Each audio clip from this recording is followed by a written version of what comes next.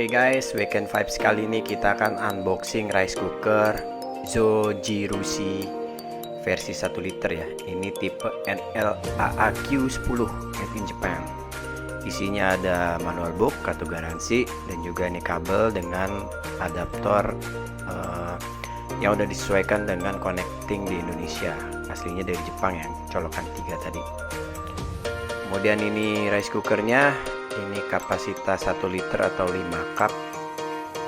Di bagian atasnya ini bisa dibuka, ini fungsinya untuk uap ya, ketika dia bikin nasi akan keluar lewat sini nih uapnya, uap panasnya.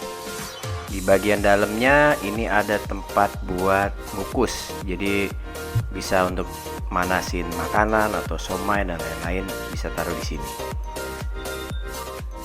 Kemudian ada juga tempat masak nasinya, ini ada lapisan anti lengketnya ya. Ini multi cooking menu ya, bisa sushi, bisa beras merah, beras putih, bikin bubur juga bisa.